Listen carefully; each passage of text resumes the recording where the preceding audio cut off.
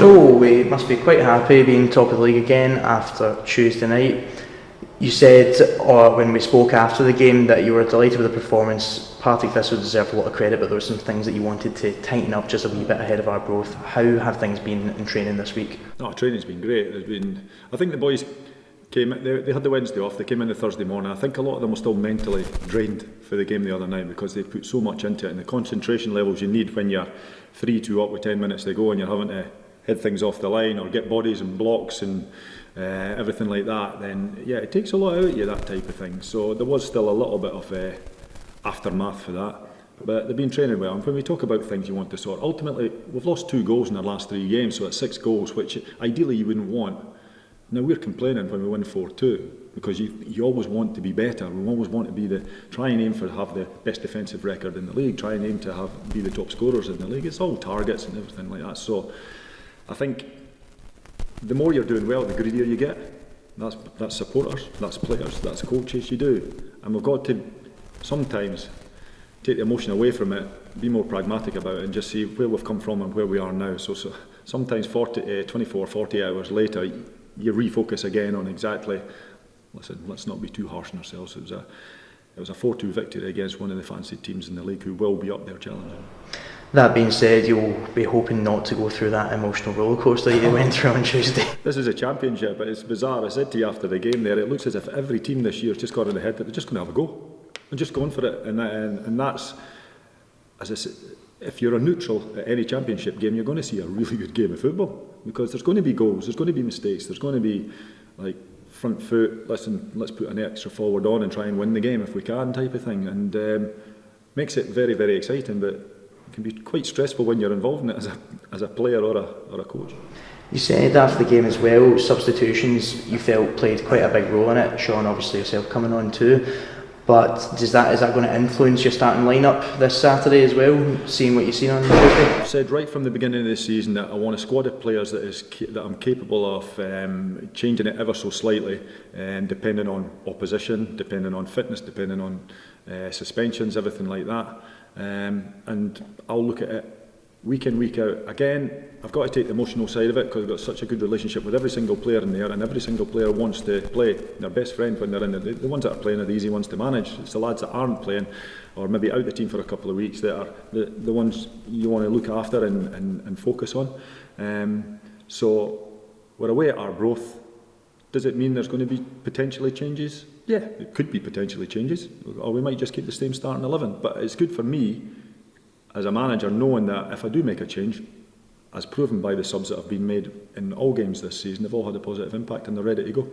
Excellent. Sean, how did you find Tuesday night coming on? You seem to have made quite the impact, clearing the ball off the line, coming up against your former side as well. How did you find it?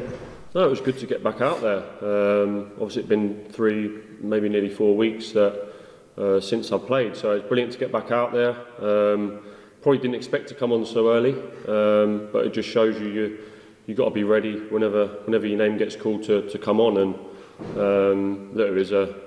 we played very well in the first half of the game, and I just come on and done my job and just shored things up a little bit. And thankfully we got over the line, and it's a massive 3 points. You hoping that spurs you on to sort of start getting more game time again throughout the season? Hopefully, yeah. Look, I started the season well, and there's a lot of competition in this team.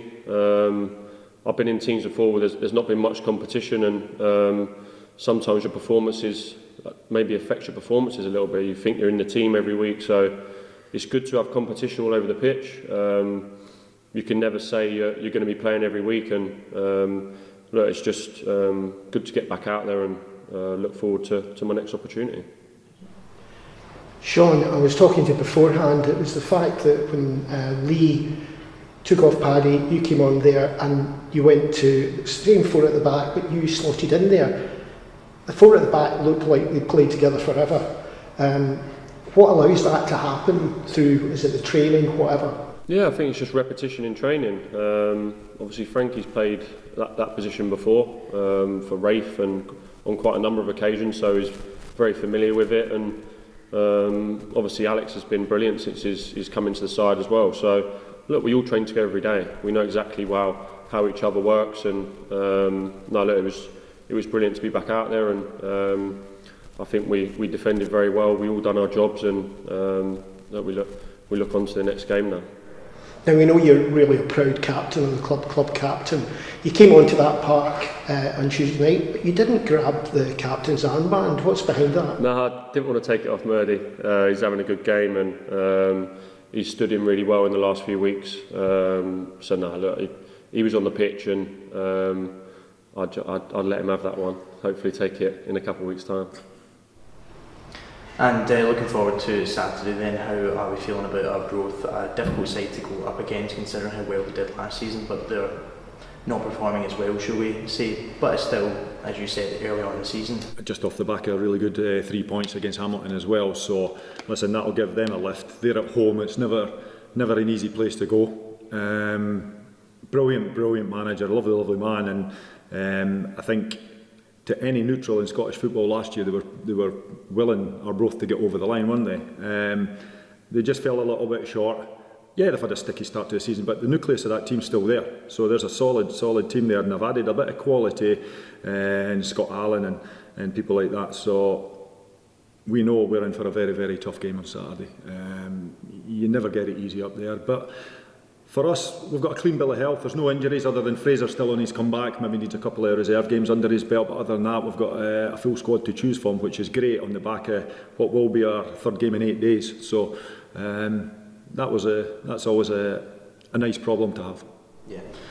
Sean, yourself, what sort of game are you expecting going up there? Quite a physical one, and how do you deal with, as Lee said, players like Scott Allen who've got quite attacking prowess? Yeah, I think they're probably maybe a little bit different to last year. I think last year they're probably a little bit more physical. Obviously it's definitely going to be a battle. Every game is in the Championship, but I think they've got some really good technical players as well, and they do like to get the ball down. I think the surface is actually really good this season as well. So look, they'll try and mix their game up, but as you saw here on the first game of the season, it was a very tight game, and we don't expect anything less going up there on Saturday. So now that full first run of games is over then, he's quite happy, obviously you will be top of the league, but will it be about now trying to create a wee bit of space between yourselves, because there's not a lot of points separating down below from the top? As you said last week, things can change within a matter of days. 90 minutes can change it. There's 3 points between sixth and top, so it's imperative you try and get the results when the opportunities are there for you. But we know it's going to ebb and flow till the end of the season. It's going to be like that all the way through. With a 10-team league, you're always close to the bottom or close to the top after a couple of positive or negative results. Are we ahead of where we thought we'd be? Probably. Yeah, I think our fans would probably admit that as well. But we're up there on merit. We're up there. We deservedly have the points on the board, which we've got. And we've had to hang on in games. We've been comfortable in games. But every other club will say the exact same. That's the beauty of this league. It's a great league to be involved in. There's so many different questions from week to week being asked of your players and yourself as a coach. But it's brilliant, and the fact that it is so tight means, listen, on the back of one defeat, you just don't get your head down, because you win your next game, you're right back up there again. So that's all we can focus on. Josh brought up the conditions up there. Now we know that the conditions haven't been really great in terms of weather around Scotland over the last week or so now. Arbroath is one of the ones where the wind can affect a game very strongly, and I use the word strongly advisedly. Is that factoring in your preparation for this game? I think we're aware that they can have an effect in it. I think quite a lot of the time you do. It depends if Dick presses the button to switch that air machine on up there. I don't know. But, he seems to have brought in a different style of player, so maybe he's just switching it off at the weekends now and again so he can let his technical players get on it. I really don't know. Listen, 9 times out of 10 you go up there is a slight breeze coming off that coastline a little bit, and you have to deal with it, but we get it down here as well. Wind can affect games, absolutely. It can make it a game of two halves depending on which way it's blowing, but we'll be ready for it. They'll be ready for it. It's good, it's fine. Slightly different topic for you, Lee, just now. Now, obviously we don't have a rep from the women's team today. You've spoken out in support of the team quite a lot just now, but how do you see them going at the moment? How is football being influenced by them and what the club's doing? I think for the Women's League in general, there's obviously been a reset in relation to how the leagues are set up. So they're playing quite a few new teams this year in comparison to what they've been doing over the last couple of years. I think Posse coming in is a brilliant appointment for the football club. A lad with real passion to do well, a respect for the players and the way he wants to go about his business. He's trying to create a real professionalism with them. I'm sure they'll be upset. I mean, they lost on Sunday against top of the league at Livingston, which was always going to be a tough game. They've had some really good results. They've got good individual players in there, and I think they've recruited really well as well. And the 3 or 4 times I've watched them, whether it be in games or training, the attitude of the players are second to none. They've been brilliant. They really have. But I think, I don't know what's regarded as success for them this season, but I'm guessing that one, getting used to the new league setup and everything like that, trying to get the feet under the table with there. A top half finish would be relative. I think they're round about middle of the table as it stands at the moment, so there's room for improvement, absolutely. But again, from what I've seen and some of the opposition they've played against, there's no reason they can't push up the table, because they've got some really good individual players, and obviously Claire's the one with the real experience in there, but they're scoring goals, and to be fair, they've got a real physical presence at the back as well, which is great to see. You don't often get that in women's football. We've got a couple of big lampposts at the back. Sorry, big man, big lampposts at the back that really do a magnificent defensive job for the women's football team. So overall, I think it's heading in a really positive direction, and it's really good to see from our point of view. Thank you. Back to you, Sean, as well. Do you see anything of the women's football at all, or are you more aware of it this season? Yeah, definitely more aware of it. I think even at the start of the season, when we done the photos and things like that, they were included, and even the press conferences in recent weeks, they've been involved as well. So I think it's only positive. I think they're definitely bit more inclusion this year, and obviously, as you see over the different leagues as well, it's getting massive now. You turn on Sky Sports, women's football's on all the time. So I think we need to embrace it and try and get as many people down there to watch on a Sunday as possible. So I wish them all the best this week. Right, probably my toughest question, I've left it to last for you, is that Lee said at the end of the game that he's got people knocking on his door regularly asking why they're not getting a game, or I would suggest that it was more putting forward the positive attributes. Are you one of these players? No, look, me and the gaffer got a really good conversation, really good relationship. Yeah, we've got a really good relationship. So look, we talk all the time. We've had chats over the past weeks when I'm playing, when I'm not playing, and look, I think whenever you're not playing, you're going to be a little bit disappointed. So there's a number of boys who obviously haven't got on the pitch in recent weeks, and they'll be disappointed. But in training, everyone's giving it their all and trying to get into that first team, and that can only bring positive energy going into the weekend's game. So no, look, just really delighted to get back on the pitch, and hopefully I can help the team as much as possible going forward. Do you feel the weight of any extra responsibility when you're out of the team to be the captain in training?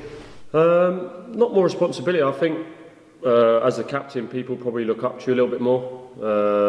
You can't let your standards drop. I think in training every day you've got to be 100% on it, and if people see, look, I'm not playing but I'm still giving it 100%, they know they've got to do that as well. So no, whether I'm playing or not playing, I'm still the same guy, still work hard every day, and just want the best for my team, and hopefully that's going to lead us in good stead for the rest of the season. Carl, when you've got a squad of players that are so young, I think your experienced players like Sean, like Josh, yeah, I know Frankie's only 24, but he's seen as one of the more experienced players. Murdy, these people, they've got such a big responsibility in the change room, whether in the team or whether they're not in the team, to lead by example and continue the culture that they've created over the last I came in January, so the last 6, 7, 8, 9 months, whatever.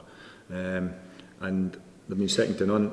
Ultimately, I don't want players that are happy when they're not playing. I don't want them being happy, but I want them to be respectful and supportive of their teammates, and that's what we have at our football club. We have lads that are disappointed when they're not playing, but I tell you what, the first ones to jump off the bench when we score a goal are the lads lads that are on substitutes. They're the ones that are shouting on, giving instructions, encouraging boys to put tackles in and win headers. And there's no better sight for a coach or a coaching staff to see that support from you. I mean, obviously we've got the photo from the back end of last season, the last game, when you've got players that are no longer with us, or players that had been told they weren't getting a contract, but you've got big Marcus, you've got Alex Kenya, you've got Ryan Gondo cheering it. It's the exact same this season as well. These boys, absolutely brilliant. Okay, brass tacks on my final question here. Injury situation? All up to date, just Fraser that needs maybe a couple of games under his belt before he comes into the reckoning with the first team. But yeah, we had 25 players out there training today, plus 3 goalkeepers. So yeah, obviously that includes some of the young boys. Max Guthrie back in training for a little bit as well, dipping his toe back into it. But yeah, there's only Carter Jenkins, young boy, and James Dolan are the 2 that are really still a few weeks away. So it's a good place to be.